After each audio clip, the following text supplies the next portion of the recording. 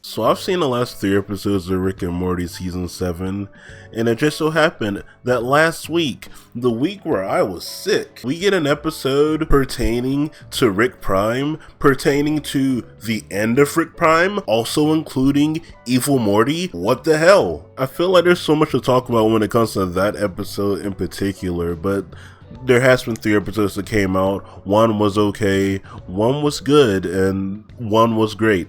Not in that particular order, but that was my feelings towards those. And also, these 3 episodes are the epitome of what it's like to watch a season of Rick and Morty, in my opinion. Yes, there are going to be some good episodes. Yes, there are going to be some great episodes. And yes, there are going to be some okay episodes. So I guess how we'll structure it is from okay to great. The okay one was the latest episode, the one with the Observer. It was a clip show episode. There's not really much to say about it. It's just Rick and Morty was having a little bit of a disagreement. Rick didn't want to go on any adventures because of what happened in the previous episode, and Morty did, so he tried to catch on some Morty stuff, and Rick thought they were fraudulent, so they ended up getting some Observer to show some clips, and the Observer wanted to keep showing clips, and they didn't want that to happen, and it was just this whole big thing that started off kind of funny to me. I was enjoying it a little bit, but the more it kept going, the more it's like, okay, we've seen this joke better in Rick and Morty, and I get like clip shows, they like having at least one clip show episode a season. I wasn't really feeling this one, I'm gonna be real with you guys. I do still think Interdimensional Cable is probably some of the best clip show episodes, but I would also say I do like the train episode as well from my memories of it. And this episode just didn't really compare to any of those, so I just didn't really care for it. That's about it. But if I could say anything else about this episode, I will say it's very Rick and Morty-esque, that the thing that got Rick out of his funk and want him to go on more adventures with Morty is people that are kind of trash, kind of dick people. That's the thing that got him out of his funk. I'd rather deal with Morty than deal with this guy. The good episode, though, was the first one I saw, episode 4, that's Morte, I guess the name of the episode was. This was a fun episode about Spaghetti Day. You know, you saw it in the trailer and you're like, what spaghetti is Rick talking about? And that's kind of how this episode started. Oh, it's Spaghetti Day. Everybody loves spaghetti. It gets better and better every time. Oh my god. And Morty ends up learning the secret behind the spaghetti. It's from this planet where people, you know, in their own selves, their bodily essence turns into spaghetti. And Rick has been taking that and has been taking it back home in order for them to eat it and have fun. And obviously Morty can't deal with that, and he ends up having some sort of moral dilemma. I really like this episode. It's a very Morty episode, if that makes sense. His character is always the one that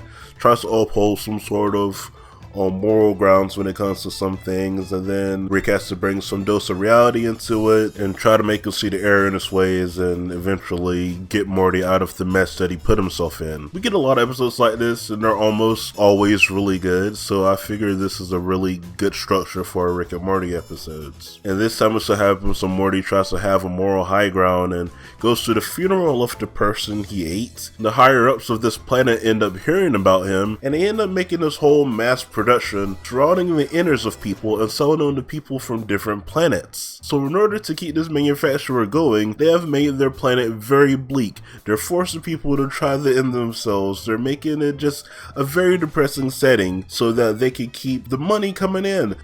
They no longer have dead in their planet. They're succeeding and also dying. You can't hate this episode. I really don't think you can. It's just a fun episode. It ends with Rick saving the day, or at least de-escalating the situation, and kind of just showing everybody the immoral behaviors behind it. Then it ends in a joke where Rick's now doing a famous Salisbury steak type of thing, and they're like, nope, please don't tell us where this is from. We're fine with just eating this now. Please don't let us know anything about this. And that's the good Rick and Morty episode. Now on to great. And I don't say great with a grain of salt, but I do have questions about this episode. Because this episode came in the middle of the season. Nobody was expecting it. Even at least from the titling, I wasn't expecting it.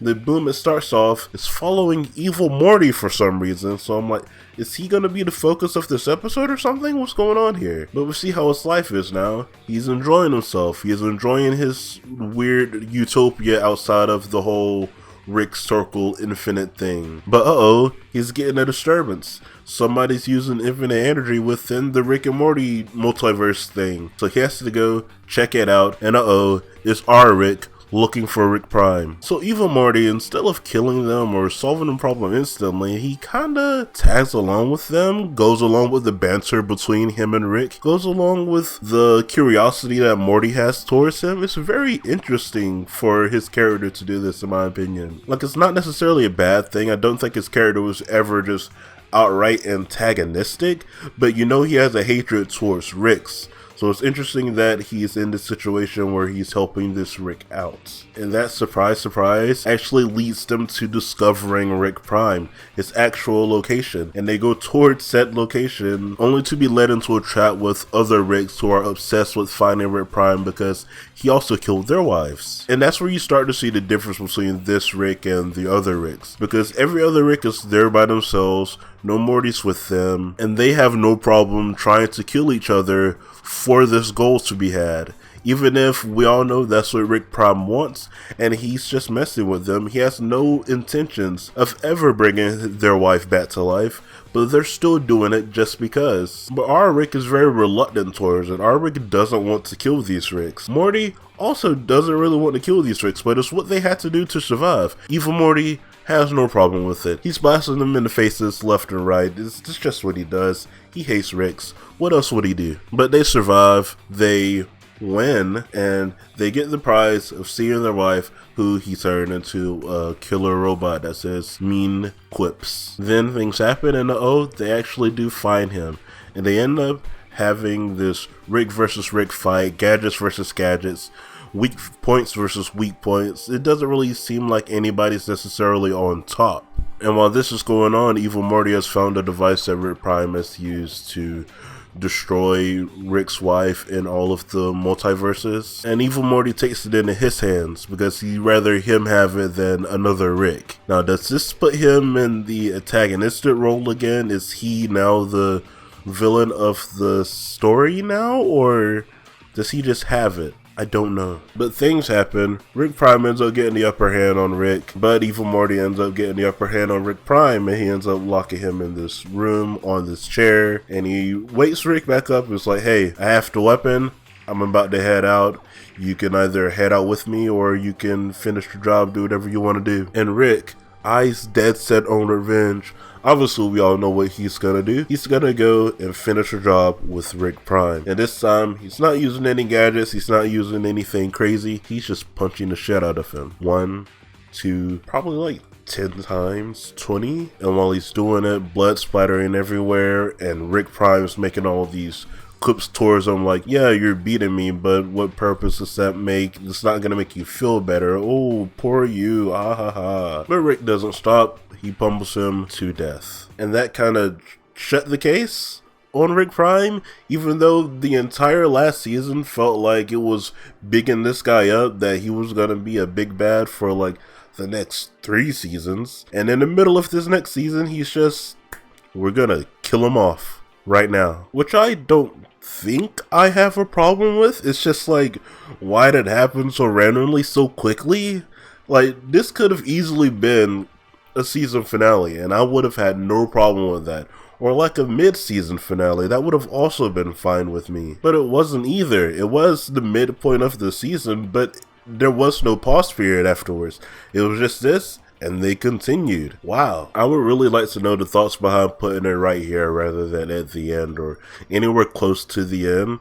Do they have anything else planned for the season finale? Or is this a way of leaning more towards the episodic routes and being more episodic towards the end instead of trying to follow this Rick Prime thing up until the season finale so people don't have crazy high expectations for it? I would genuinely like to know. I would have assumed the next story would be Rick trying to find a purpose now, because this was his life's purpose since he was a youngin'. He was very young when he pulled up and made him make the portal and killed his family and stuff. So now what does Rick do? Does he continue going on adventures with Rick Prime's Morty? Or does he just, I don't know, F off somewhere and just live his life alone? They didn't really do much exploring when it came to that aspect. He looked kind of bummed out at the beginning of the clip show episode, but he ended up doing this argument with Morty, and it just resolved really quickly and kind of anticlimactically. So I just assumed they wanted to wrap everything up really quickly, but I'm not sure why. Do they have something planned?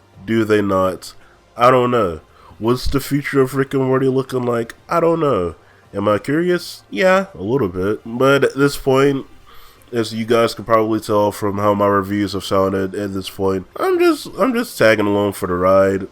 It doesn't matter if it's a good episode. It doesn't matter if it's a bad episode.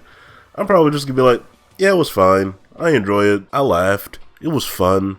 What more do I expect from Rick and Morty at this point? We're 7 seasons in. We're almost at 100 episodes. You know what to expect at this point. And with that being said, what are your opinions on episodes 4, 5, and 6 for Rick and Morty season 7? Let me know in the comments down below and I'll get back to you guys as soon as I can. Don't get sick, guys. It effing sucks. There's been multiple coughs I had to cut out of here and it just sucks. I can barely talk. So with that being said, I'll see each and every one of you around next time. Okay, goodbye.